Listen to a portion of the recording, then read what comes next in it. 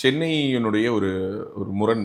நான் அதை வந்து ரொம்ப பார்த்து ஆச்சரியப்பட்டிருக்கேன். ஒரு 15 வருஷம் நம்மளோட லைஃபே வந்து டி நகர் தான். என்னோட ஆஃபீஸ் வந்து டி நகர்ல இருந்துச்சு. ஸோ ரேடியோவில் ஒர்க் பண்ணும்போது இந்த ஆன் ரோடு இருக்குல்ல, அது பார்த்தீங்கன்னா ஃபுல்லாக எல்லாம் பார்த்தீங்கன்னா பல அடுக்கு மாடி கட்டிடங்களாக இருக்கும்.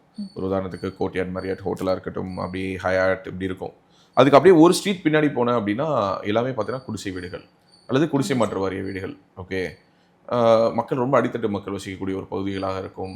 அங்கே வந்து சுகாதாரம் இருக்காது, மிகப்பெரிய சுகாதார சீர்கேடுகள் இருக்கும். இது வந்து மவுண்ட் ரோடே இப்படி தான். அந்த அண்ணா சாலைன்னு இருக்குல்ல, அண்ணா சாலையினுடைய அந்த சாலையினுடைய ஓரத்தில் இருக்கக்கூடிய ஒரு சென்னைக்கும் அப்படியே ஒரு ஸ்ட்ரீட் பின்னாடி போனால் இருக்கிற சென்னையுமே வேறு வேறையாக இருக்கும். ஸோ அந்த மாதிரி தான் அந்த ஷோலிங் கண்டு வரும். வெளியில் பார்த்தீங்கன்னா பவுடர் கிவுடர்லாம் அடித்து பொட்டெல்லாம் வச்சு, வெளியிலிருந்து பார்ப்பவர்களுக்கு ஐடி நிறுவனங்களும் மிகப்பெரிய இண்டஸ்ட்ரீஸும் நிறைஞ்சிருக்கக்கூடிய ஒரு தொகுதி. ஆனால் மிக மோசமாக சென்னையில் போக்குவரத்து நெருக்கடியாக இருக்கட்டும், அல்லது இன்று வரை குடிநீர் விநியோகம் இல்லாத ஒரு தொகுதியாகவும், இன்று வரை கழிவு நீரை பம்ப் பண்ணி தான் வெளியில் கொண்டுட்டு போகக்கூடிய குடியிருப்பு வளாகங்கள் நிறைந்த ஒரு தொகுதியாகவும் இந்த தொகுதி இருக்குது.